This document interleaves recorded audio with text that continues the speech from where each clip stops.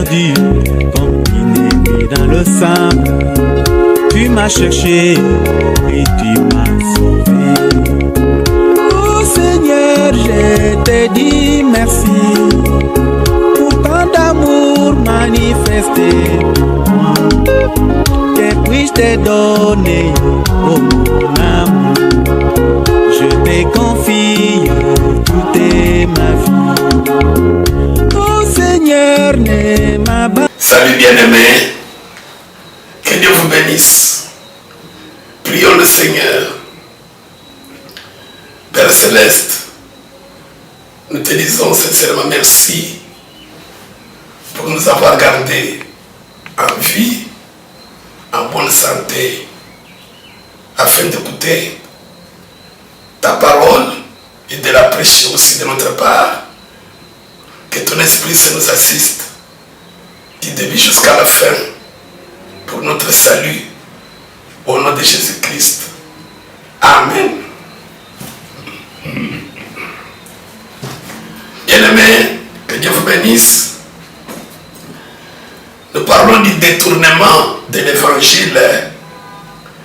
Nous allons voir la 4e partie dans 2 Chroniques, chapitre 26. Veuillez noter tout le chapitre 26.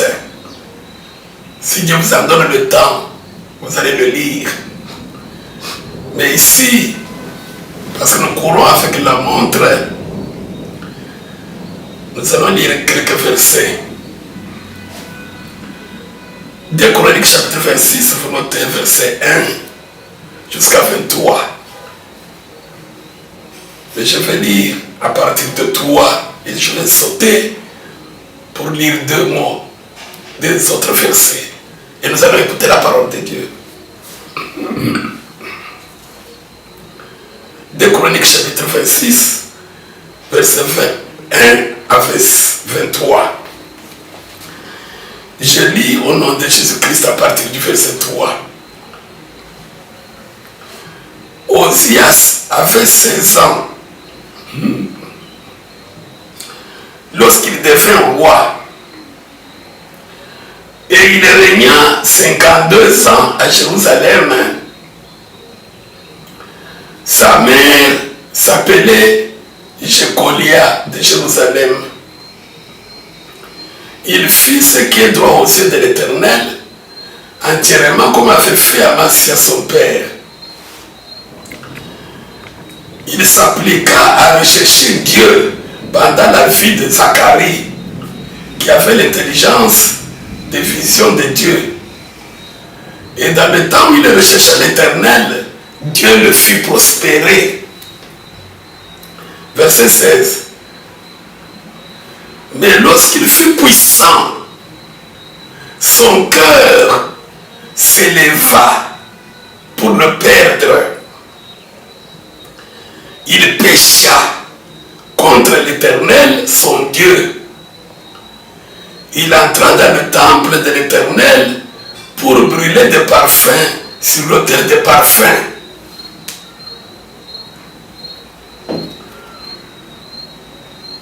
Le sacrificateur Azaria entra après lui avec 80 sacrificateurs de l'Éternel.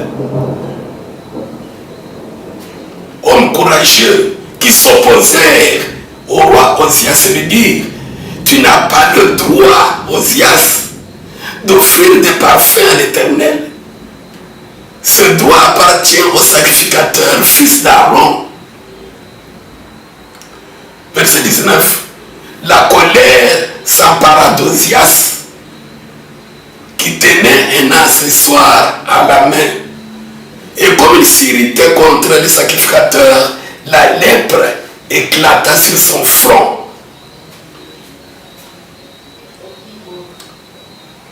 Verset 21. Le roi Osias fut lépreux jusqu'au jour de sa mort. Je m'arrête là-bas. Au Nouveau Testament, nous allons lire un verset, Hébreux 12, verset 4.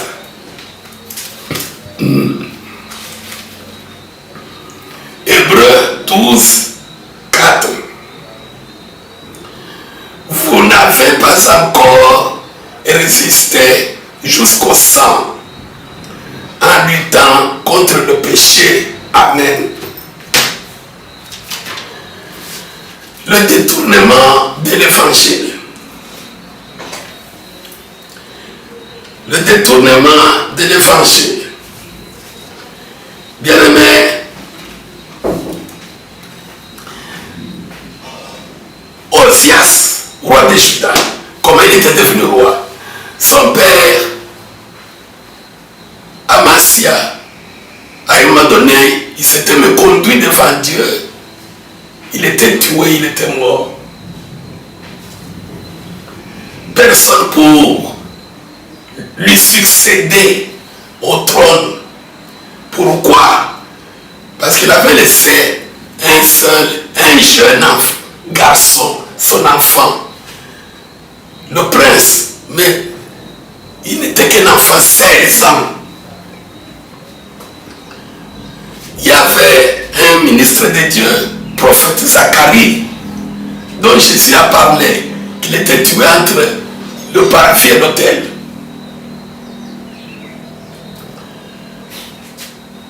Qu'est-ce qui s'est passé?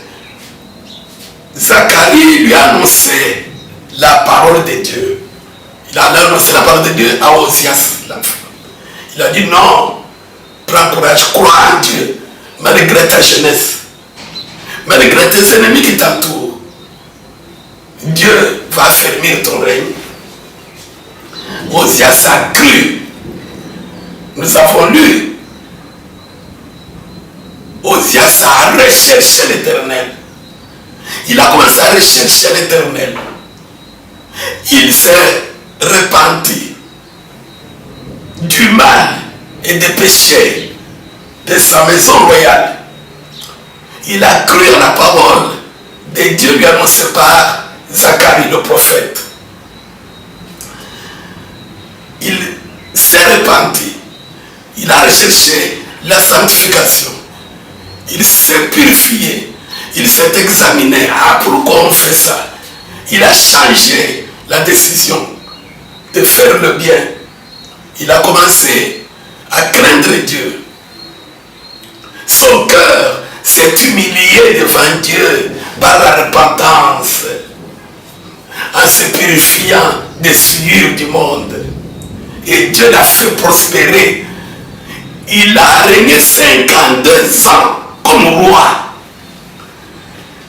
Et Dieu lui a donné la victoire sur toutes les armées étrangères puissantes qui venaient l'attaquer. Et quand vous allez lire, vous allez découvrir là-bas, en ce temps-là, c'est pas combien d'années avant Jésus, Dieu lui a donné des sages, des scientifiques qui inventaient des armes puissantes, avec des satellites pour détecter les ennemis de loin. Dieu lui a donné la prospérité, nous avons lu. Maintenant, là où il y a le message, verset 16. Mais lorsqu'il fut puissant, quand Dieu l'a fait prospérer, Dieu l'a tiré du village, l'a amené quelque part, il a donné un bon travail, je ne sais pas dans quelle ville, Bukavu, ou je ne sais pas Lubumbashi, ou Kinshasa, ou je ne sais pas Paris. Osias prospéra, il devint puissant. Osias pleurait pour le mariage. Je n'ai pas étudié, je ne suis pas belle, mais Jésus, je crie en toi. Fais-moi sortir de la pauvreté, donne-moi aussi un foyer. Même si je mange seulement les vegetables, seulement les légumes, mais que ça soit quand même chez moi. Dieu a eu pitié. Dieu a fait prospérer Osias. Lui a donné le mariage. Dieu lui a donné du travail. Quand maintenant il devait puissant, quand maintenant il a duré dans la foi 52 ans, son cœur s'éleva nous avons lu, son cœur s'éleva pour le perdre. Il commence à entrer dans la maison de Dieu. Et donne-moi là ce soir. Je vais offrir des holocaustes à Dieu. On lui a dit, on lui a donné des conseils. Au roi, nous avons lu, on dit, son cœur s'éleva.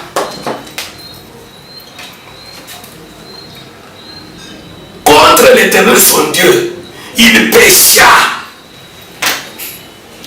Contre l'Éternel son Dieu, péchait. Il était un homme comme nous. Ça arrive. Maintenant, quand on vient de dire non, avec la parole de Dieu, demande pardon à Dieu, abandonne. Tu vois, tu t'es déjà repenti. Il s'est même fâché. Moi, un roi, moi qui ai Dieu, Dieu est avec moi. Et regardez la puissance qu'il m'a donnée.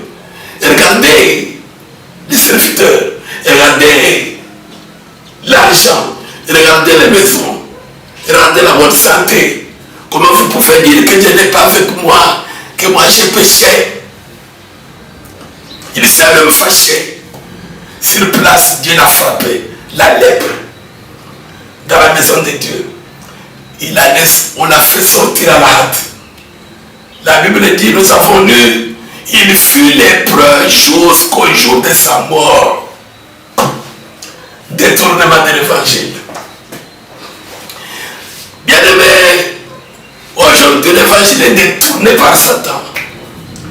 Osias, quand il a cru, quand il était faible, quand il était pauvre, quand il pleurait, quand il était jeune, quand il n'avait rien, Seigneur, je crois toi, il craignait Dieu.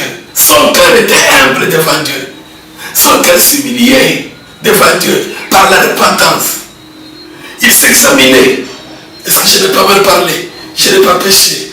Je n'ai pas convoité. Oh, j'ai fait du mal. Serviteur de Dieu venait prier pour moi. J'ai fait ceci, il confessait. Il s'est repenti. Il a abandonné le péché. Dieu l'a fait prospérer.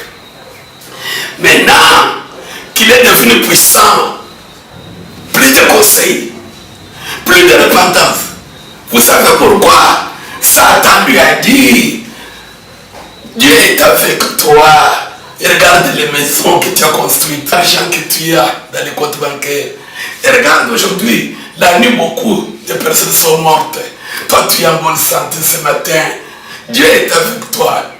Satan détourne la foi d'Osias de la parole de Dieu dans laquelle il a cru par la sanctification pour lui dire que non,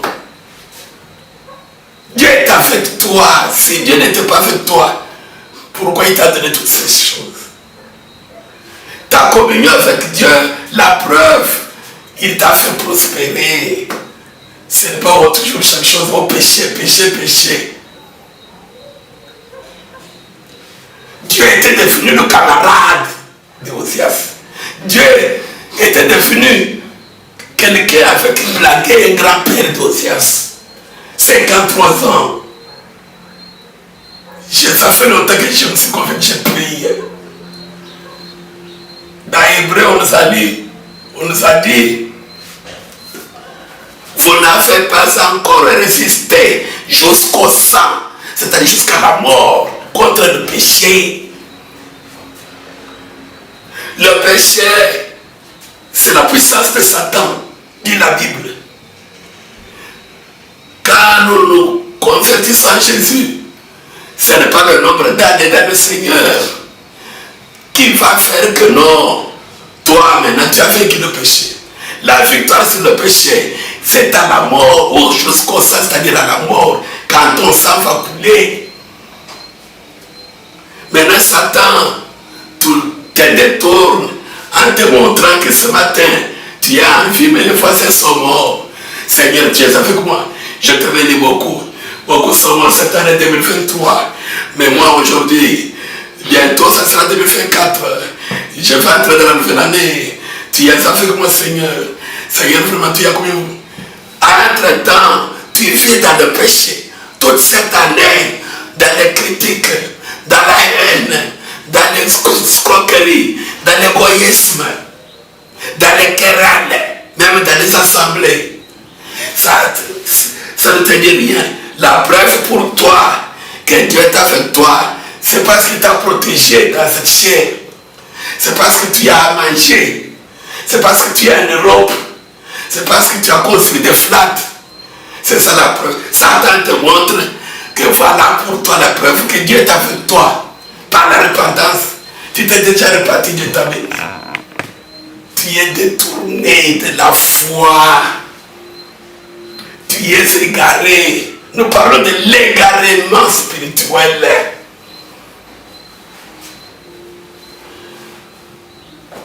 Détournement. Regardons dans le monde comment on détourne les avions, les véhicules. Ici où je vis, il y a beaucoup de hijacking. Hijacking, détournement. Quand on attaque un véhicule avec de l'argent, ils utilisent des voitures volées. Ils viennent, ils tuent, ils prennent de l'argent, ils prennent d'autres voitures, ils changent. Oh, le chauffeur est là-dedans, même dans les avions. Tu y allais, par exemple, au Soudan, on te dit non, va atterrir à Lausanne, en Suisse. Parfois on te dit, non, c'est ça Soudan. C'est ça Soudan. Mais au volant là-bas, l'un d'eux, il se dirige vers le camp ennemi. Quelque part là-bas, par exemple, on t'amène au Maroc. Tu te retrouveras seulement à la fin que tu étais ailleurs, dans les camps des ennemis. Le jour de ta mort, tu sauras que tu t'étais déjà égaré. Satan t'avait déjà détourné de la foi. Pourquoi? Parce que ta foi maintenant ne dépend plus de la parole dans laquelle tu avais cru. La repentance, non. Tu es déjà devenu gradué dans la sanctification. Tu as déjà un diplôme de sanctification. Ça fait 52 ans qu'on m'a dit. Je prie depuis le Congo. Je prie depuis que j'étais à Maniema. Il y a quelque chose de ça, c'est pour les nouveaux venus.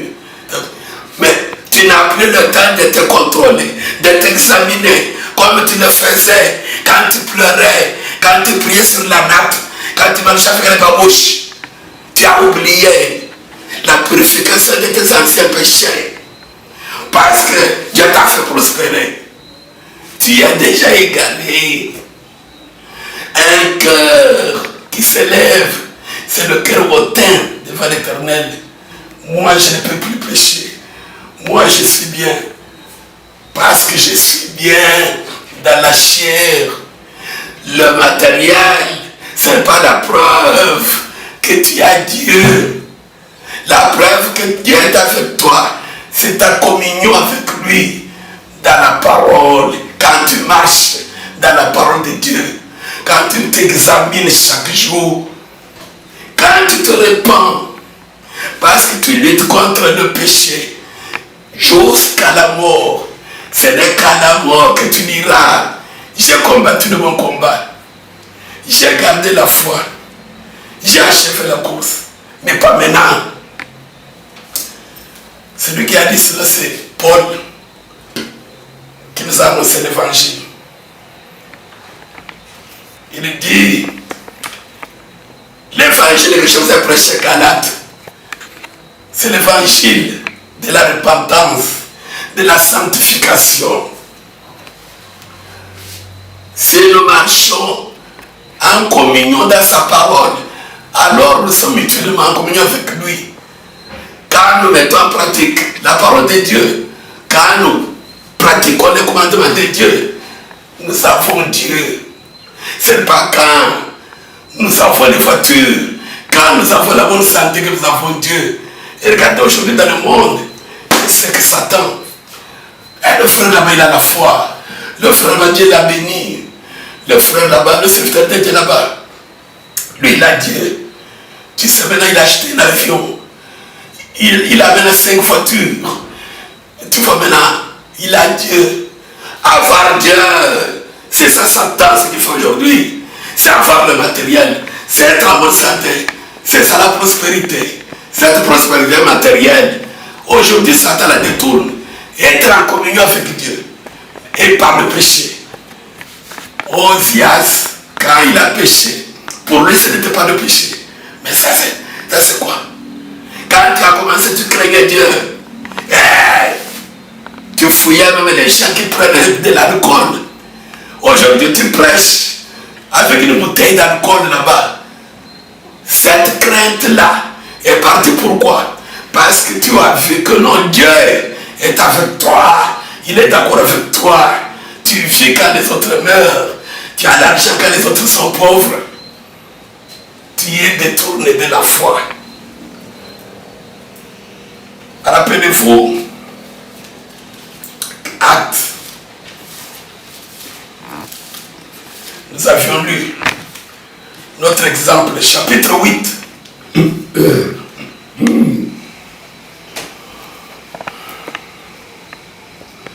Acte 8.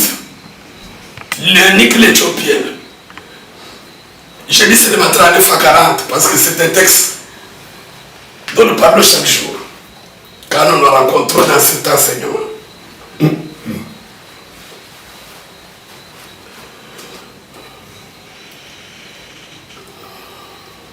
Au verset on dit, Philippe se leva et partit. Voici un Éthiopien, un eunuque, ministre de Candace et reine d'Éthiopie, surintendant de tous ses trésors, venu à Jérusalem pour adorer. Voilà, cet homme riche, surintendant de tous les trésors de la reine d'Éthiopie, prospérité, bonne santé, en voyage en ce temps avec des chars précieux, c'est comme des avions les plus luxueux aujourd'hui. Il s'examinait, il a compris qu'il n'avait pas Dieu. Il cherchait Dieu. Maintenant, il y a un autre là-bas, Philippe, qui n'avait rien, qui opérait des prodiges et des miracles. Dieu lui dit, va là-bas, sur la route de Gaza. Gaza, là où il y a la guerre aujourd'hui. La route qui quitte Gaza vers Jérusalem. Il est parti trouver cet homme. Philippe, qui n'a pas les chars, à Dieu. L'eunuque l'Éthiopien, qui a des trésors et des trésors, tout. Il n'a pas Dieu. Il cherche Dieu. Comment aujourd'hui, Satan te dit que celui qui a Dieu, c'est celui qui a les trésors du monde. Dieu donne à son enfant comme païen. Maintenant, Satan te tourne l'évangile. Oh, tu vois qui cherche là-bas. Le pasteur, vraiment, qui est le vrai pasteur de Dieu. C'est celui-là qui a. Dieu lui donne même un avion. Tu vois en Afrique, l'autre a 4 avions. Voilà les vrais serviteurs de Dieu. C'est ainsi que toi, non plus, tu ne t'examines plus comme eux. Il peut violer, il peut mentir, il peut escroquer. Il a la conscience tranquille. Pourquoi? Parce que pour lui, Satan lui dit, Dieu est avec lui à cause des choses matérielles qu'on lui a données. Nous allons lire le dernier verset.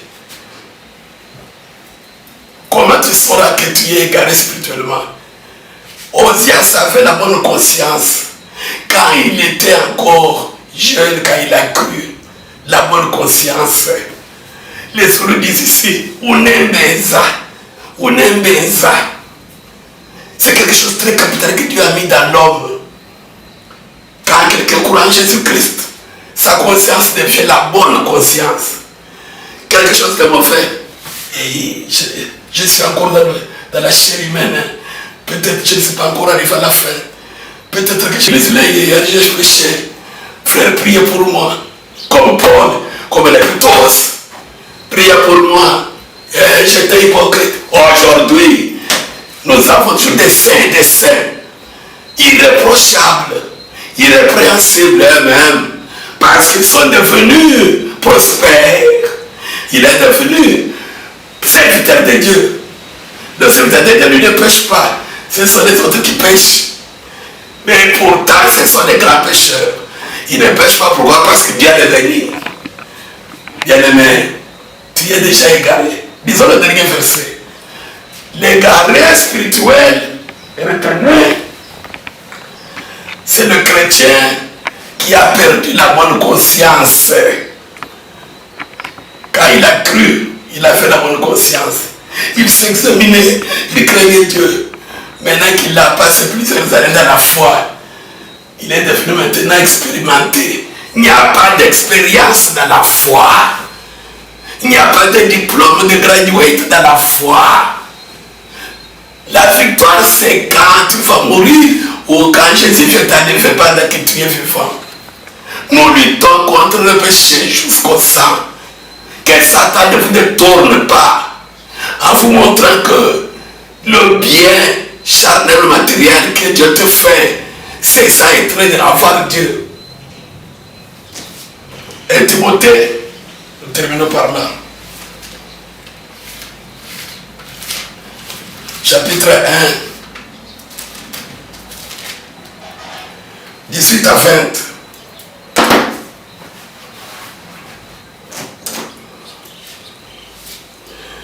Le commandement que je t'adresse, Timothée, mon enfant, selon les prophéties faites précédemment à ton sujet, c'est que d'après elles, tu combattes le bon combat jusqu'à la mort, en gardant la foi et une bonne conscience.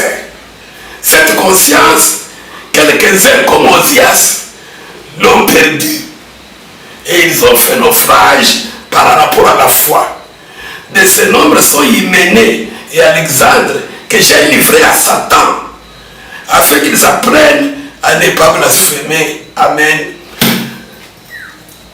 Gardons la bonne conscience que nous avions quand on a cru. La Bible dit dans l'Apocalypse, tu as abandonné ton premier amour. Répands-toi, souviens-toi de ton premier amour quand tu as cru. Cette humilité là-bas que tu as fait envers Dieu, pour marcher dans la parole de Dieu, pour le craindre. Aujourd'hui que Dieu t'a élevé, où est-ce qu'il est parti? Que Dieu vous bénisse.